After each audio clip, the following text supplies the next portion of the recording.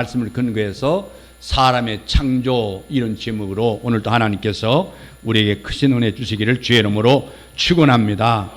이 펠리컨은 새끼들에게 줄 먹이가 없으면요 자신의 가슴살을 뜯어 먹인다고 합니다. 이 병에 걸려 죽어가는 새끼에게는 자신의 핏줄을 터뜨려서 그 피를 입에다가 넣어줍니다. 그 어미 펠리컨은 자신은 죽어가면서도 새끼를 위해서는 기꺼이 자기의 목숨을 바친다고 그래요. 그래서 서양 사람들은 이 펠리컨을 사랑과 희생의 상징으로 여겼습니다. 옛날 중국의 전국시대 때 진나라 군사들이 청나라 땅을 직몰하기 위해서 배를 타고 가던 중에 그 양자강 기슭 삼엽이라는 곳에서 원숭이 새끼 한 마리를 붙잡아 배에 싣고 갔습니다. 그런데 이 배가 삼엽에서 백열이 좀 떨어진 곳에서 그때 정박할 때 어떤 원숭이 한 마리가 배에 뛰어올라서 그대로 그 자리에 죽고 말았습니다. 신기하게 여긴 군사들이 그 어미 원숭이의 배를 갈라보았더니 창자가 마디마디 끊어져 있었다는 거예요. 그 삼엽에서는 새끼를 빼앗긴 어미가 벼랑으로 이어진 백열이 강기슭을 뛰어서 따라왔을 것이고 그 새끼를 잃은 비통함에 창자가 끊어졌다는 단장의 고사의 이야기입니다. 근데 동물학자들도 이 단장의 고사가 실제로 가능하다고 그럽니다. 이 고릴라나 또 오랑우탄이나 침팬지들은요 새끼를 업거나 안고 다니는 경우가 많은데 새끼가 죽으면 시체가 썩을 때까지 새끼를 안고 다니는 모습을 보는 경우가 허다하다고 그래요. 여러분, 우리가 오늘 말씀을 제가 한 가지 드리려고 하는데 나실제 괴로움 다 잊으시고, 제가 오늘 주일학교 학생들에게 복음 전하면서 사실은 제가 눈물을 흘렸습니다. 굉장히 중요한 말인데요, 이게 사실상 1962년도에 10월 10일 날 여수의 남초등학교 졸업식에서 일어난 일인데, 이 졸업식 때에 흰색 스웨터를 입은 그 까만 낡은 바지 하나를 입은 중년 부인이 노력상을 받았습니다. 그 부인께서 단상에 올라가 상장을 받자마자 그 장례의 박수 소리로 떠나갈 것 했고 졸업하는 그 부인이 딸은 울음을 터뜨렸습니다. 이 노력상을 받은 어머니와 딸은 세 채밖에 집이 없는 외딴 섬에 살았는데 주민이라고 겨우 20명 남짓 살고 있었습니다. 그 이 섬에서 제일 가까운 여수에 볼일이 있어도 섬 사람들은 자기가 직접 만든 배를 타고 나가서 볼일을 봤는데, 어머니는 딸이 이제 나이가 들어서 8살이 되자 남편에게 딸을 육지에 공부시키라는 말을 어렵게 꺼냈습니다. 그렇지만 그 남편은 20이나 되는 백기를 어떻게 다닐 수 있겠느냐며 반대했어요. 그래서 그 어머니는 이 사람은 배워야 된다는 믿음을 굽히지 않고 딸을 남편 몰래 육지에 있는 초등학교에 입학을 시켰습니다. 그로부터 어머니는 비가 오나 바람이 오나 눈이 오나 매일 꼭두 새벽에 일어나서 그 20여리가 되는 그 험한 백길을 가로지르면서 손수 노를 지어서 아이를 학교에 데려다 줬습니다. 그리고 섬으로 돌아와서 밭일을 하다가 저녁 때가 되면 다시 배를 타고 딸을 데리러 와야 했습니다. 처음 얼마 동안은 딸도 울고 엄마도 울었습니다. 딸은 어머니가 자신을 육지에 홀로 남겨두고 떠나는 것이 두려워서 울었고, 어머니는 딸을 데리러 가는 게 너무 늦어서 애처로워 죽을 힘을 다해서 노를 지으면서 눈물바람이 됐다고 그래요. 그 시계도 없는 섬에서 제일 매일 시간을 맞춰서 딸을 학교에 보내야 되고, 또 데려온 일도 한 번도 거르지 않고 6년 동안 계속됐는데, 근데 하루같이 오간 백길이 무려 33,000리가 된다고 합니다. 33,000리. 이 사실이 알려지자 졸업생과 부모와 학교에서 이제 이 분에게 상을 주기로 결정했는데, 그 감격스러운 울음으로 졸업식장이 울음바다가 됐다고 합니다. 일제강점기 때에 남다른 재능이 많았던 이홍렬이라는 청년이 있었는데, 그가 음악 공부하기 위해서 일본에 유학을 갔습니다. 근데 피아노가 없으면 작곡할 수가 없어요. 그래서 어머니에게 편지를 보냈습니다. 어머니, 제가 피아노가 없어서 작곡할 수가 없어요. 더 이상 음악 공부 못할 것 같아요. 제가 다시 음악 공부 못하고 귀국해야 될 것 같습니다. 그리고 편지를 보냈더니만 어머니는 그 유학 간 아들 피아노를 사주려고 뒷바라지를 하기 위해서 그 형편이 말이 아닌데, 어머니는 새벽부터 일어나서 다음 날 저녁까지 매일 동네 산을 보조를 지어서 두 손이 피투성이가 될 때까지 쉼없이 솔방울을 줍고 그리고 약초를 캐고 그래서 불쏘시개를 화력이 준 솔방울 팔아서 그 당시 쌀 한 가마 값이 13원인데 400원을 모았습니다. 이 400원을 만들어서 아들에게 보내줬어요. 아들은 그 400원을 부둥켜 안고 통곡하고 울었습니다. 피아노를 샀습니다. 이렇게 해서 첫 번째로 작곡한 노래가 이영렬 작곡 양주동의 시가 되는 어머니의 마음. 여러분들 우리 어린 주일학생들 학교에서 이 노래를 안 가르쳐 주는가 봐요. 그래서 아이들이 몰라요. 나실 때 괴로움 다 해주시고 우리 한번 불러볼까요? 나실 때 괴로움 다 잊으시고 괴로우실 때 밤낮으로 애쓰는 마음 진 자리 마른 자리 가라니시며 손발이 다닳도록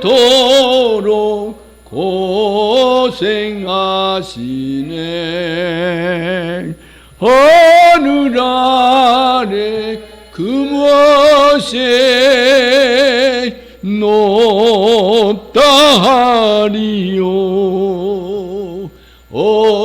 어머님의 희생은 가이없소라. 이게 바로 이 어머니를 생각하고 지은 시인데 이게 노래가 됐습니다. 우리나라 교과서가 잘못돼서 아이들한테 이런 걸 안 가르치고 있어요. 여러분, 제가 시골집에요, 우리 시골집 세전밭 끝에 하얀 그 찔레꽃이 늘 자라고 꽃이 피는데 이 찔레꽃은 꽃송이가 아주 작고 가냘픕니다. 그렇지만은 그 향기가 아주 강렬하고 짙어요. 그런 찔레꽃을 볼 때마다 저는 우리 부모님, 어머니를 떠올리게 되는데 왠지 애상황적이면서도 온정적인 이미지 때문으로 아마 그럴 것입니다만은 이런 분위기를 쏙 빼닮고 닮은 노래 가사가 있어요. 여러분 들었겠지만 가수 이현실이가 부른 노래인데 제가 이 노래를 부르면서 지난 한 주 동안 설교 준비하면서 내내 제 서재시를 제가 눈물로 적었습니다. 제가 안 울고 불러야 되는데 모르겠네요. 엄마 일 가는 길에 하얀 찔레꽃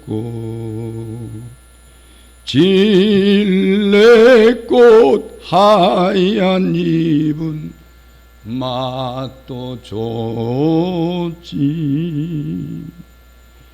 배고픈 날 가만히 따먹었다오. 엄마 엄마 부르며 따먹었다오.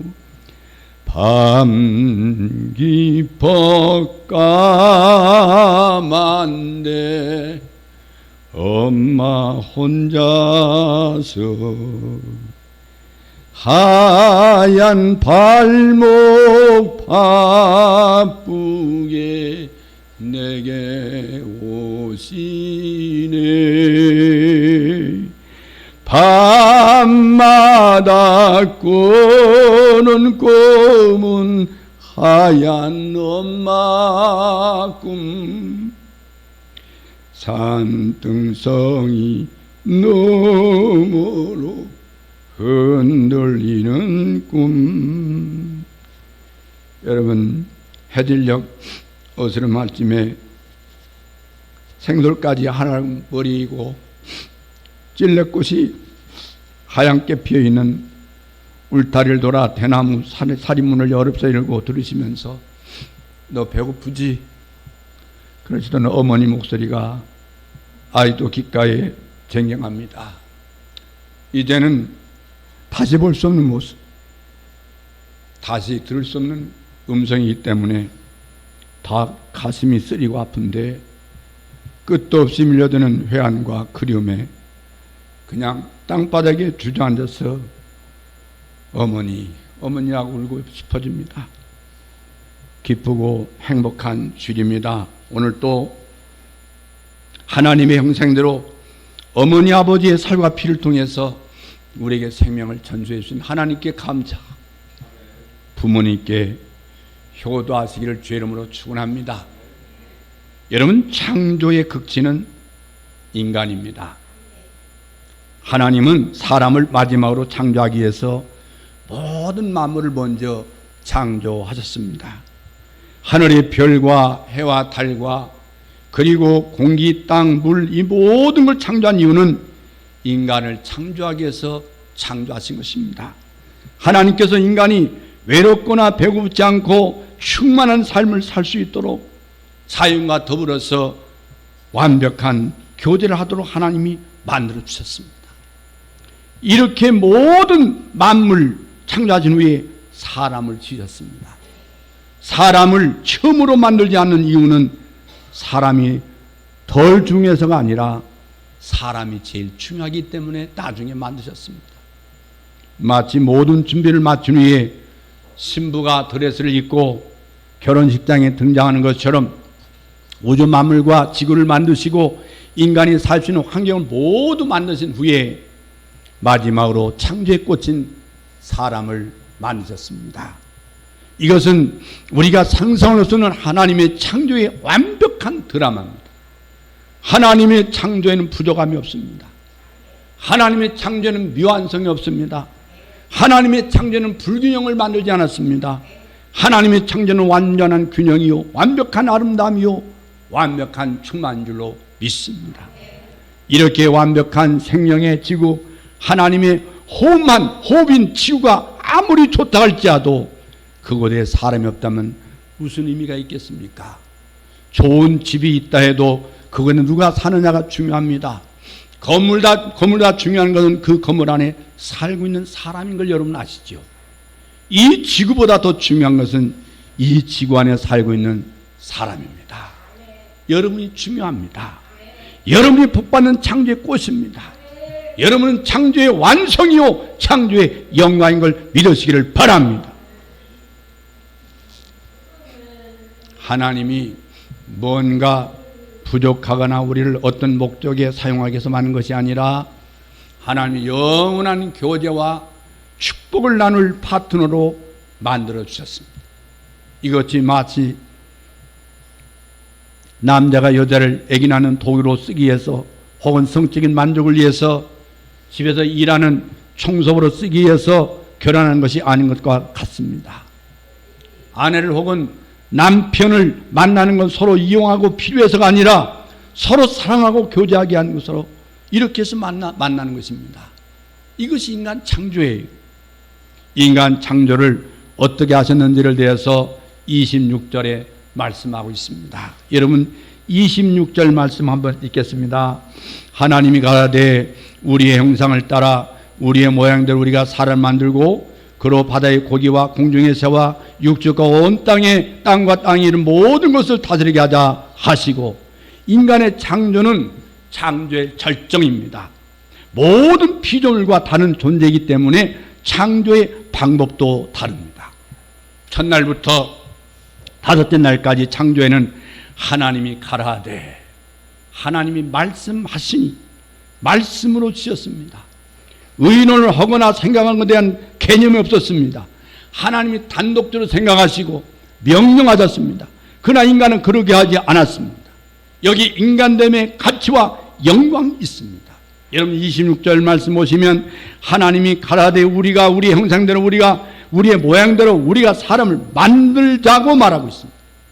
사람을 만드실 때 하나님이 의논하셨다고 나와 있어요. 의논하셨다. 우리가 가장 불쾌하게 여기는 것은 바로 의논하지 않고 뭔가 지시하는 것일 겁니다. 왜 나와 의논하지 않았냐고 사람들이 말하잖아요. 사람들은 의논하면 불평하지 않습니다. 싫은 일도 합니다. 아마 그건 부부관계나 교회에서도 마찬가지일 겁니다. 여러분 하나님이 인간을 만드실 때요, 하나님끼리 회의를 했다고 말하고 있어요. 의논하고 얘기하시고 논쟁하시고 토론했을 겁니다. 이렇게 하나님은 인간을 만드실 때 많은 생각을 했을 겁니다. 인간의 모습을 어떻게 만들까, 어떤 존재로 만들까를 의논하신 후에 하셨을 거예요. 이게 동물과 인간의 차이가 있습니다. 동물은 죽으면 끝이에요. 죽은 후에 천국과 지옥이 없습니다. 그러나 인간은 하나님이 심혈을 기울여 만든 존재입니다. 인간은 하나님과 동일하게 지어졌어요. 하나님 그렇게 만드셨습니다. 우리 여기서 또 한 가지 중요한 사실을 배울 수 있는 것은 우리의 형상대로 우리의 모양대로 우리가 사람을 만들자 그렇게 말씀했어요. 이 우리라고 하는 복수형을 사용하고 있는 거예요. 하나님 여기 세 분으로 나와 있잖아요. 성부 하나님, 성자 하나님, 성령 하나님이십니다. 이 세 분은 모두 다른 개체요, 인격이요, 기능을 가진 독자적인 존재란 말이에요. 그러면서도 하나님은 한 분이시고 하나로 존재하십니다. 또한 세 인격과 모습으로 이제 존재하시는데 이걸 하나님의 사회라 이렇게 번역한 학자가 있더라고요. 하나님의 사회. 그래서 하나님은 인간에게도 사회를 주셨습니다.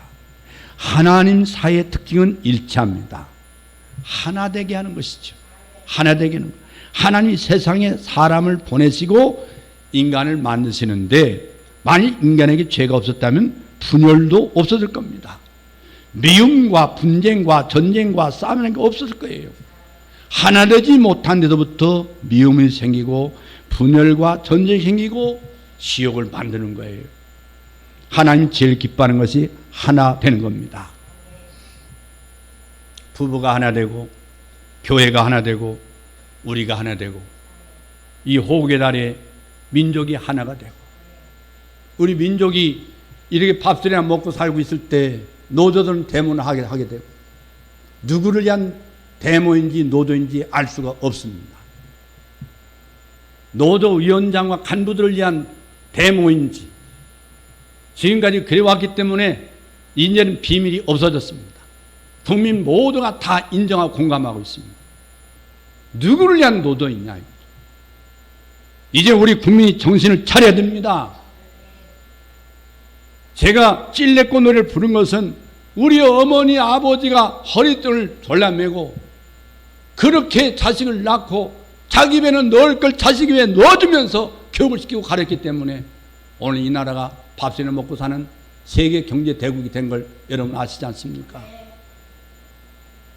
그렇게 귀하게 자식 낳아서 키워주신 부모님 때문에 우리가 이 복을 누리고 있는 것입니다. 어떤 사람 제가 대학 교수하니까 학생들이 그래요. 교수님은 금숟가락이라고 그러더라고요. 금수저라고. 저 사실상 아무것도 없는 집에서 태어나서요. 공부하느라 고생 많이 했습니다. 밥 많이 굶었습니다. 아무것도 없는 빈손 가지고 결혼해서 22번 이사했습니다. 아내가 잠잘 때 얼굴 쳐다보면 불쌍한 생각이 듭니다. 저 많은 주름살이 나 때문에 만들어진 아픔의 형성체라고 생각할 때 가슴이 미어지게 아플 때도 있었습니다. 거짓말이 아닙니다. 가끔 잠잘 때 들여다보면 그런 마음이 더 볼 때마다 느껴집니다. 이 나라가 지금 현재 밥 먹고 사는데 민주화가 누구 때문에 이루어진 겁니까? 자유와 인권을 훼손하지 않도록 우리는 대한민국을 지켜야 될 것입니다. 우리 선조들이 만들어놓은 이 대한민국의 인권과 자유를 훼손하는 사람들은 쟤는 그렇습니다. 차라리 북한으로 보내자고. 지금 현재 세계를 가보라고 말입니다. 대한민국에서만 쳐다보지 말고 세계 밖으로 나가보면 우리가 얼마만큼 이렇게 행복에 사는지 모릅니다. 제 같이 일하는 직원이 나한테 혼난 적이 있어요. 아유, 오늘 날씨가 더워 죽겠어요. 그래서 나한테 혼났습니다. 무슨 말을 그렇게 하세요? 우리나라 이렇게 얼마나 아름다운 그 5월에 이 대자연의 축제를 보지 않습니까? 그 아름다운 자연을 보고 이 솔솔 부는 바람이 얼마나 좋습니까? 이 태양 얼마나 귀합니까? 앞으로 교회 집사님이면 감사합니다로 이름 말을 바꾸세요. 감사합니다. 목사님 오늘 화창다. 너무 감사해요. 비가 와도 감사해요. 비 안 온 나라가 있어요. 해마다 여의도만큼 여의도에 수십 배의 땅들이 지금 사막화되고 있지 않습니까? 감사할 밖에 없어요. 제발 불평하고 엉뚱한 소리 하는 사람들 애국여행 한번 다녀와 보세요. 제3세계 한번 갔다 와 보세요. 가까운 필리핀이나 말레이시아 한번 갔다 오세요. 우리는 감사해야 됩니다. 하나님께서 이렇게요, 우리 부모님을 통해서 우리를 이 땅에 보내주셨으니까 우리는 하나가 돼야 돼요. 교회도 하나가 돼야 돼요. 117년째 기독교에 대한 성결교회 표가 한 성도 한 영혼 대륙입니다. 여러분, 우리 모두 하나가 돼서 교단의 정책보다 하나님의 지상 명령대로 영혼 구령에 힘쓰는 여러분의 기도가 되기를 바랍니다. 아무리 애치고 기도해도 나가서 일하지 않는 기도는 허공을 치는 기도밖에 안 됩니다. 우리 모두 하나 되어 교단의 정책보다는 이 하나님의 명령에 따라서 하늘 확장을 위해서 헌신하는 기도가 있기를 바랍니다. 여러분, 하나님은 남북 통일되는 것을 원하십니다. 왜냐하면 하나님은 본질이 하나이기 때문에 그렇습니다. 하나님이 이혼하는 것도 자녀가 집을 나가고 부모님을 멀리 보는 것을 싫어합니다. 하나님은 하나 되는 걸 원하십니다. 하나님이 인간을 만드실 계획은 우리의 형상대로 우리의 모양대로 했어요. 유물론이나 무신론 같은 관점에 따라 인간에 대해 해석하는 것이 다르지만은 성경에서 말하는 인간의 본질과 운명은 두 문장으로 표현되어 있어요. 하나님의 형상을 따라 지어졌고 하나님의 모양을 따라 지어진 것이 인간이라고 말하고 있어요. 여러분, 이것이 신의 성품이기 때문에 인간 안에 들어있다 그 말입니다. 인간은 육체를 가지고 있습니다. 동물과 동일한 본능이 있지만 신적인 존재란 말이에요. 하나님의 형상을 따라 지었다고 그랬어요. 여기서 우리는 당당하게 주장할 것이 있습니다. 그거는 인간은 동물이 아니라 그 말입니다. 그러나 많은 인간들이 동물처럼 살아갑니다. 인간의 선의 본능을 동물처럼 사용해도 괜찮다고 말합니다. 인간에게 있는 윤리나 도덕을 모두 버리고 동물 이상 아무것도 아닌 것으로 생각합니다. 이런 생각들이 인간을 무차별로 죽이게 하고 고문해도 괜찮고 인권을 유리해도 된다고 생각을 한다 그 말이에요. 인간은 동물일 수도 있고 이용가치의 대상이라고 생각합니다. 인간은 경제적인 동물에 불과해서 돈을 많이 벌 수 있으면 가치가 있고 그렇지 않으면 쓰레기에 불과하다고 생각하는 사람이 있습니다. 능력 있고 똑똑하면 존경받을 가치가 있고 좋은 환경에서 먹고 살아도 될 가치가 있다고 생각합니다. 이 생각이 나중에 극대화되면 원자탄을 터뜨리게 되고 식량전쟁하는 등 엄청난 재난이 이 땅에 벌어지는 원인이 된다는 사실입니다. 이것이 인간이 하나님 형상대로 지음받았다는 말씀은 믿지 않고 인간이 하나님 모양대로 창조했다는 이 엄숙한 거룩하고 놀라운 인간의 본질을 잃어버리기 때문에 그렇습니다.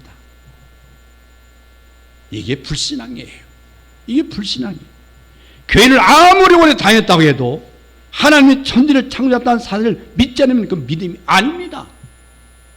인간이 하나님 형상대로 하나님 모양대로 지음받은 존재라는 사실을 믿지 않는 것은 하나님 믿지 않는 것과 동일한 거예요. 하나님의 형상이라고 하는 것, 하나님의 내면적인 모습이고 하나님의 모양은 하나님의 외면적인 모습이에요. 근데 여기에 고민이 하나 있어요. 하나님을 물질로 된 사람처럼 키가 얼마이고 무게가 얼마인지 측량할 수 있다면 좋겠지만 하나님은 영이시기 때문에 하나님의 형상은 어떤 것인지 알기가 어렵다는 사실입니다. 그래서 우리에게 보내주신 분이 바로 누군지 아십니까? 하나님의 형상을 보여주기 위해서 예수 그리스도를 보내신 거예요. 예수님을 통해서 우리 하나님의 모양과 형상을 알 수 있는 거예요. 만일 예수님이 인간의 몸을 입고 오시지 않았더라면 우리는 하나님 형상과 모양을 영원히 잃어버렸을 겁니다. 왜냐하면 우리는 죄로 인해서 하나님 우리에게 줬던 모양과 형상이 모두 파괴돼서 그처럼 그저 동물처럼 살 수밖에 없었기 때문에 그렇습니다. 그러나 하나님께서 예수님을 우리에게 보내주심으로 말미암아 새 생명을 주시고 하나님의 형상과 모양을 회복해 주셔서 인간처럼 하나님의 자녀로 살 수 있도록 회복시켜 주셨습니다. 할렐루야. 그것이 바로 오늘 나누게 될 성찬의 의미입니다. 성찬의 의미. 여러분, 예수님이 자기의 피와 살을 뜯어주심으로 우리는 하나님 형상으로 회복시켜 주셨습니다. 사랑하는 성도 여러분, 우리가 조심할 것이 있어요. 짐승처럼 살지 마세요. 개띠 말띠 호랑이띠 하는 것은 나는 개와 같다 하는 말이나 마찬가지. 사람은 거룩한 하나님의 형상으로 회복하는 노력보다는 형이학적이고 동물적이고 본능적인 저질 수 없는 인간으로 만들어가는데 지금 익숙해 있어요. 여러분, 욕하지 마십시오. 여러분은 욕할 만한 인격의 사람이 아닙니다. 입에서 기도와 찬양이 나오게 하시기를 바랍니다. 여러분의 마음에 더러운 것을 담지 마시길 바랍니다. 여러분은 짐승이 아니기 때문에 그렇습니다. 여러분은 하나님의 형상과 모양으로 지음받은 아름다운 존재인 걸 믿으시기를 바랍니다. 귀하고 거룩한 존재인 걸 믿으시기를 바랍니다. 진주를 개에게 던지지 말라고 했습니다. 여러분은 보석 같은 존재입니다. 하나님이 여러분의 보석 중에 보석으로 만들어주시는데 그 진주를 돼지우리에 넣어 짓먹여버렸다고 하는 사실을 우리는 신해야 됩니다. 여러분, 그렇게 살지 마시기 바랍니다. 우리는 짐승처럼 살게 만든 존재가 아니라 하나님의 영광의 형상으로 지어진 걸 믿으시기를 바랍니다. 부모가 아이를 낳으면 자기와 동일하게 생긴 아이를 낳습니다. 자기 형상이 그 아이에게 있습니다. 형상은 사진을 찍었다는 말입니다. 하나님의 형상을 나에게 사진 찍듯이 찍어 놓은 것이 바로 나입니다. 그렇기 때문에 내 얼굴에는 하나님이 있어야 한다, 그 말이에요. 나를 보면 하나님을 본 것 같아서, 정말 예수님이 나를 본 자는 하나님을 본 것 같다고 말씀하지 않았습니까? 저는 여러분의 얼굴에서 마귀가 보이지 않는 길을 주 이름으로 축원합니다. 저는 여러분의 얼굴에서 개가 보이지 않는 길을 축원합니다. 여러분의 얼굴을 보면 예수를 발견하고 천국 생각나는 축복이 있기를, 여러분 속에 있기를 주 이름으로 축원합니다. 그렇게 만들어주신 분이 바로 예수님이라, 그 말이에요. 이런 유전인자가 계속 세대에 이어지는 것처럼 우리는 하나님의 유전인자를 받은 사람이라, 그 말입니다. 그런 존재로 부모를 통해서 그렇기 때문에 부모님에 대해서 욕하거나 부모님을 저주하거나 부모님을 비아냥거리거나 그건 성경에 죽이라고 되어 있어요. 그 사람은 축복받을 자격이 없는 거예요. 그 후손도 복을 못 받습니다. 반드시 심은 대로 거두게 돼 있습니다. 복 받게도 효도는 건 아니지만요, 하나님께서 주신 말씀을 기억할 수 있기를 바랍니다. 다른 거 다 회개했어도 그걸 회개 안 했다면 회개해야 됩니다. 그건 완전히 회개한 게 아니에요. 왕은 왕같이 살아야 되죠. 왕이 거지같이 살면 안 되지 않습니까? 기쁨 있는 사람들은 걸음걸이부터 다르잖아요. 교회를 걸어나갈 때 모두 그렇게 걸어나기를 바랍니다. 모든 고민을 홀로 다지고 자살할 것 같이 걷지 마시고 어깨와 가슴을 펴고 하늘나라의 왕자와 공주같이 미소를 짓고 멋있게 고상하게 걸어볼 수 있기를 바랍니다. 그렇게 말하고 사십시오. 왜냐하면 우리는 하나님 형상으로 가진 존재이기 때문에 그렇습니다. 하나님은 영이시기 때문에 잘 볼 수 있지만 우리 예수님을 통해서 그분의 형상을 알 수 있습니다. 또 한 가지 방법은 나를 통하여 알 수 있습니다. 우리에게 하나님은 도덕적인 성품을 주셨습니다. 그래서 하나님께서 도덕적인 하나님 것을 알 수가 있고, 내 마음에 사랑이 있으므로 하나님은 사랑이 있고, 내가 진리 삼하는 걸 보니 하나님 진리의 하나님이라는 사실을 깨달을 수 있습니다. 내가 거룩을 삼하는 것을 보면 하나님은 거룩하신 하나님입니다. 이런 도덕적인 성품들은 짐승에게는 없습니다. 동물들은 상상력이 없습니다. 인간만이 무한한 상상을 가지고 있습니다. 인간은 미와 예술을 추구합니다. 동물들은 아름다움을 추구하지 않습니다. 동물들은 자기 아름다워도 그걸 알지 못합니다. 인간은 무한한 상상과 아름다움과 예술을 생각합니다. 하나님은 그런 분이기 때문에 그렇습니다. 인간에게는 동물과 달리 언어가 있습니다. 동물은 자기 의사소통의 방법이 있긴 하지만 극히 원시적입니다. 인간은 고도의 언어로 의사전달 방법을 알고 있습니다. 왜냐하면 하나님은 말씀하시는 분이기 때문에 그렇습니다. 동물에게는 없는 것이 또 있습니다. 바로 예배입니다. 인간이 하나님께 경배하고 찬양하는 존재인 것은 하나님은 예배를 받으시는 분이기 때문에 그렇습니다. 창세기 16장을 말씀 보면은 하갈이 도망을 갈 때에 하나님이 천사가 나타나서 하나님은 감찰하신 하나님이라고 말하고 있어요. 감찰하신 하나님. 하나님은 여러분을 보고 계신 줄 믿습니다. 하나님은 여러분의 말과 생각과 느낌을 듣고 계시다 그 말이에요. 시편 94편 9절 말씀 보면 귀를 만드신 자가 듣지 아니하시며 눈을 만드신 자가 보지 아니하시리라 그렇게 말씀하고 있어요. 그분이 우리의 동일한 눈을 가지시지 않았을지라도 보고 계시고 우리 같은 귀를 가지지 않았어도 들으시는 분이란 말이에요. 왜냐하면 자기의 모양대로를 만드셨기 때문에 그렇습니다. 하나님은 냄새도 맡으십니다. 노아가 그 홍수가 다 끝난 후에 하나님께 번제물을 태워 제사 드렸을 때 창세기 8장 21절 보면 향기를 흠양하시고 향기로운 냄새를 맡으시고 그렇게 되어 있어요. 그래서 그가 영어 성경을 봤어요. And the Lord smelled a sweet savor. 하나님은 달콤한 그 향내를 맡은 하나님이라고 되어 있어요. 이 개정 성경 우리 성경에는 그렇게 번역을 안 하고 뭐라고 했냐면 여호와께서 그 향기를 받으시고 그렇게 번역되어 있어요. 이건 잘못된 번역이에요. 이 번역의 번제의 냄새도 기도의 향도 맡으신 하나님이란 말이에요. 하나님이 야곱의 환도뼈에 힘줄을 쳤다는 말이 창세기 32장에 있는 걸 보면 하나님 오셔서 치시기도 하고 만지기도 하십니다. 그분이 예수님이에요. 눈을 만지면 눈을 뜨고 죽은 자에게 손을 내면 죽은 자가 살아나는 줄로 믿습니다. 하나님은 여러분을 만지시는 하나님이다 그 말이에요. 하나님은 성령님께서 여러분에게 오늘 또 안수하실 것입니다. 안수하실 때 손이 펴지기도 하고 상한 마음이 치유되기도 합니다. 그분이 하나님이십니다. 하나님 모양대로 하나님 형상대로 우리를 지은 하나님을 찬양할 수 있기를 주의 이름으로 축원합니다. 그러면 하나님 왜 인간을 만드셨을까요? 창세기 1장 26절 말씀 보면 그로 바다의 고기와 공중의 새와 육축과 온 땅과 땅에 있는 모든 걸 다스리게 하자 그러면서 다스리도록 통치하도록 우리를 관리자로 하나님 세워주셨단 말이에요. 이 말씀을 듣고도 쓰레기를 아무것도나 버리신 분이나 하수의 오물을 버리는 사람 없기를 바랍니다. 왜냐하면 하나님은 우리를 지구의 관리자로 부르셨다 그 말입니다. 이 나라의 환경법 때문이 아니라 하나님의 법 때문에 우리는 환경을 지켜야 됩니다. 우리는 동물을 양육하고 세상을 잘 관리할 책임이 있기 때문에 그렇습니다.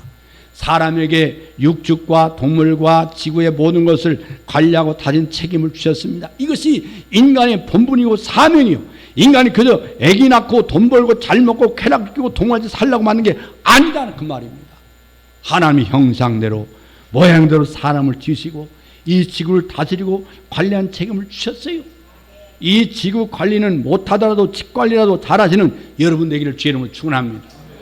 27절 말씀 보십시오. 하나님이 자기 형상과 하나님 형상대로 사람을 창조하시되 남자와 여자를 창조하시고 인간을 만드셨는데 히브리 말로 아담은 뭡니까? 사람이란 뜻입니다. 사람, 아담, 북다. 인간이란 남자와 여자를 의미합니다.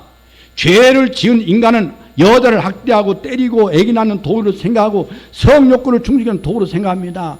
물질의 도구로 생각합니다. 이건 하나님이 인간을 남자 여자 창조했다는 사실을 믿지 않기 때문에 그렇습니다.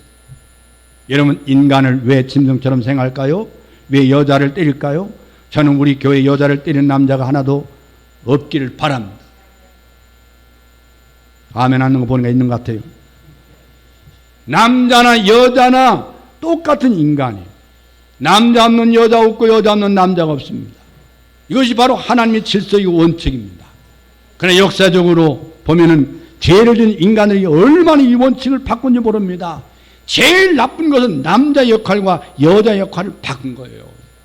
호모와 레즈비언이라는 것입니다. 이것은 하나님 질서를 깨트리고 있는 거예요. 남자는 남자이고 여자는 여자입니다. 하나님께서 남자와 여자는 있을지어다 말씀하지 않고 남자를 먼저 만드시고 그 갈비뼈를 째서 여자를 만들었다고 했어요. 여자는 그 살 중에 살이요 뼈 중에 뼈입니다. 남자와 여자는 하나입니다. 인간입니다. 우리는 창조의 원리와 질서대로 세상을 만들어야 되고 가정을 만들어야 되고 사회를 만들어 가야 됩니다. 그때 하나님의 축복이 임할 줄로 믿습니다. 할렐루야.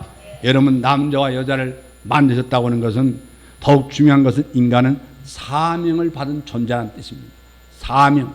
하나님 제일 싫어하는 것이 그저 놀고 먹는 거예요. 돈이 있어도 일하시기 바랍니다. 여러분, 인간은 돈 때문에 일하는 게 아니라 사명 때문에 일하는 거예요. 이것이 인간의 본질이에요. 인간에게 어떤 사명을 주는가에 대해서 28절에 나와 있어요. 복을 주셨어요. 그의 생육하고 번성하게 하셨습니다.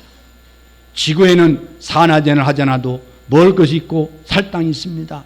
하나님 그렇게 만드셨어요. 생육하고 번성해서 땅을 충만하고 땅을 정복하고 땅을 다스리라고 말씀하고 있어요. 땅을 정복하라는 것은 땅을 잘 관리하라 그 말입니다. 이게 창조의 목표예요. 29절 말씀 보면 하나님이 가라되 내가 온 지면에 쓰면 모든 채소와 씨 가진 열매 맺는 모든 나무를 너에게 주노니 너희 식물이 되리라. 식물은 하나님 주신 것입니다. 동물도 인간을 위한 음식으로 주셨습니다. 환경 보호가 지나쳐서 우상이 되고는 하나님이 또한 기쁘지 않습니다. 마지막 30절로 31절 말씀 보시면 또 땅의 모든 짐승과 공중의 모든 새와 생명이 있어 땅에 이르는 모든 것에는 내가 모든 푸는 풀을 식물로 주노라 하시니 그대로 되니라. 하나님이 그 지신 모든 걸 보시니 보시기에 심히 좋았더라. 저녁이 되며 아침이 되니 이런 8째 날이니라. 지금까지 그저 좋았다라고 말하고 있었지만 31절에서는 심히 좋았다라고 말씀하고 있어요. 왜냐하면 창조의 완성이도 했고 창조의 꽃인 인간을 만들었기 때문에 그렇습니다. 예수님으로 말미암아 하나님이 지으신 모습 그대로 회복되어 살고 세상을 변화시키는 축복이 여러분께 있기를 주의 이름으로 축원합니다. 이 축복이 있을지어다. 있을지어다. 이 축복이 영원토록 있을지어다. 할렐루야. 기도하겠습니다. 만복의 근원